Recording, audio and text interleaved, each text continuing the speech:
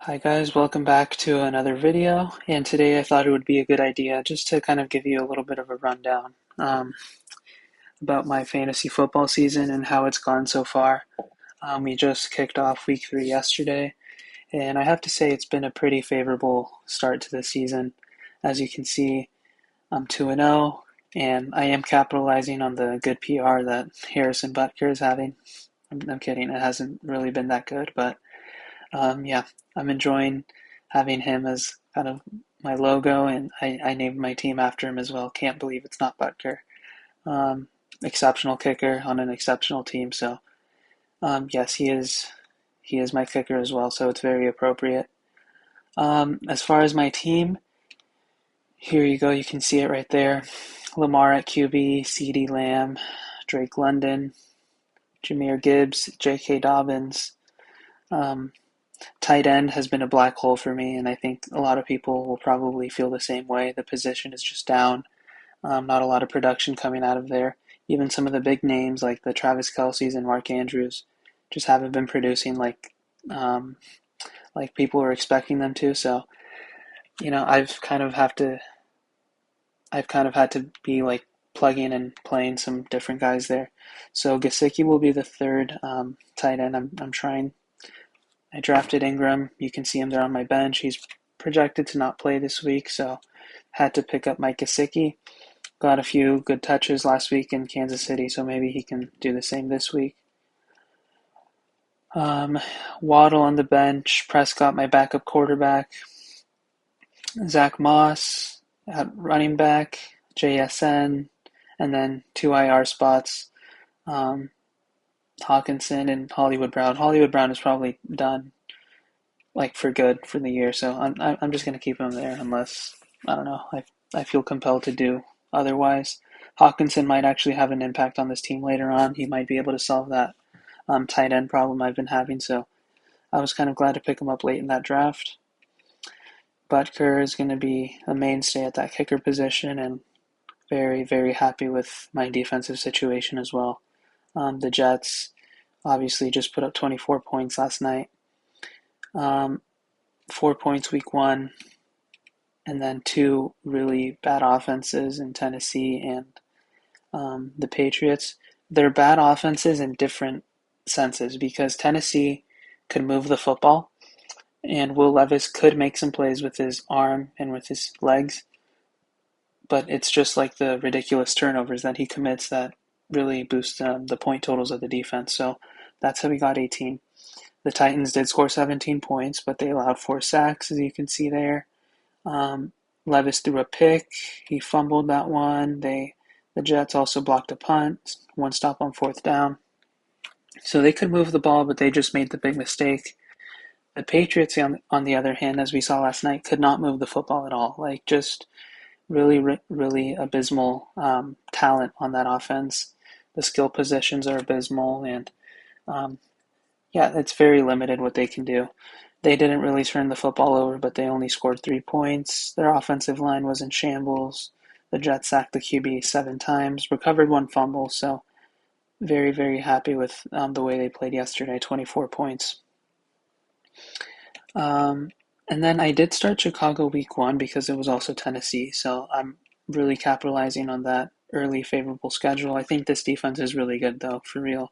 They held CJ Stroud at home to 19 points, so credit to them. They've sacked the QB 3 times in each of the first 2 games, and then 31 points in week 1 is it's unbelievable. So happy with that. I do kind of want to show you guys the draft real quick and see how it went down. So this was obviously my draft, and I can't believe I was graded a C plus. I saw this the day after I drafted my team. C plus grade. It felt very very harsh because I walked out of there happy, and I have no reason to um, not be happy right now. I'm 2-0 and looking good for week 3. I don't want to get too far ahead of myself in week 3, but 2-0 is a good start. CeeDee Lamb, 4th overall pick. Um, CMC was 1st overall, and then Bijan, and then I believe it was Tyreek Hill 3rd. So there I had CD. Fell into my lap. Very happy with that. Jahmyr Gibbs in the second round, and then Lamar in the third. I think this was the pick that kind of doomed my grade. Average draft position for Lamar wasn't anywhere near the 24th pick, which is fine, I get it, but in this particular league, the QBs were flying off the board. I think Lamar was the third QB taken behind Josh and Patrick.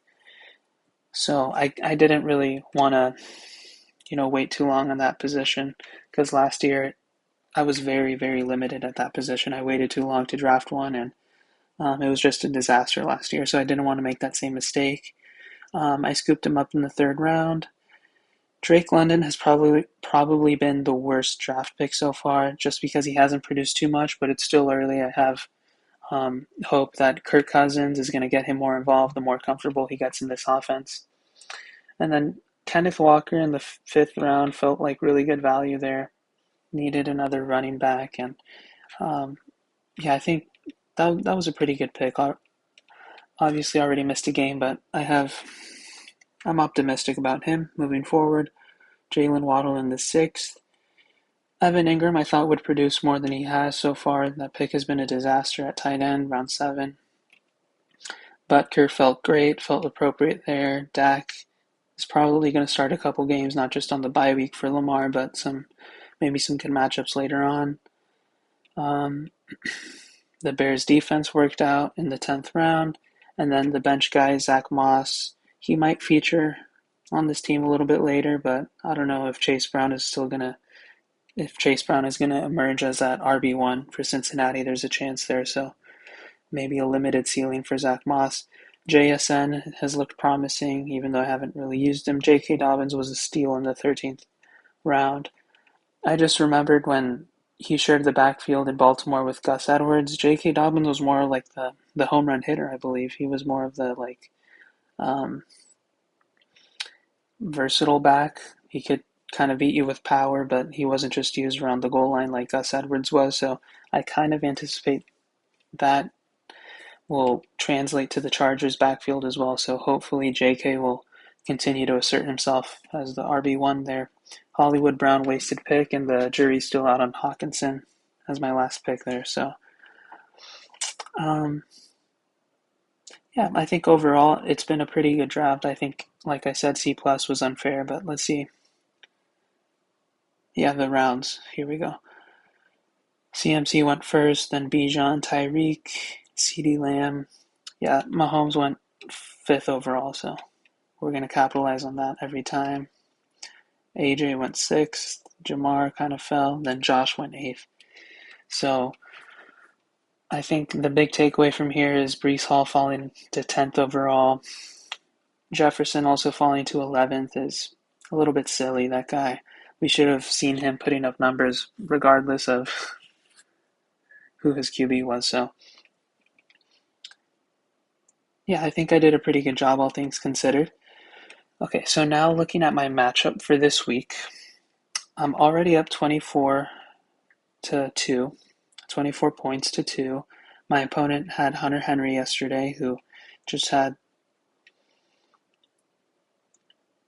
oh no, that's Brian Robinson, sorry. Hunter Henry, 2 receptions for 9 yards on 3 targets, just about 2 points, so I'm very happy with the way that went out.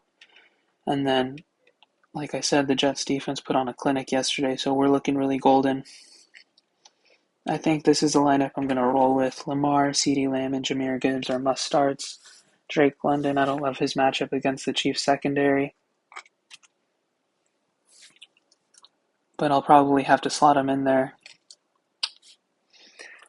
Everyone is telling me that J.K. Dobbins might regress this week, a tough matchup against Pittsburgh, but this team, the Chargers, are probably going to run the football like 30 times again, so I think I'm going to leave J.K. Dobbins in there.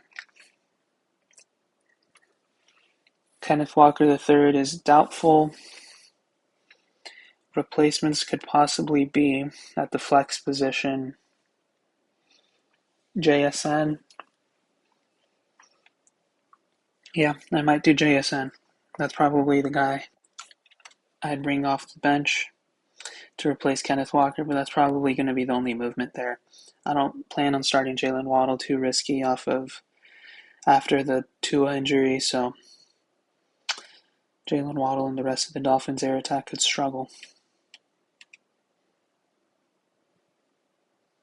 Yeah, and they say the Seahawks secondary is good as well, so that's the outlook for this week. I'm pretty confident, but you never want to get too far ahead of yourself.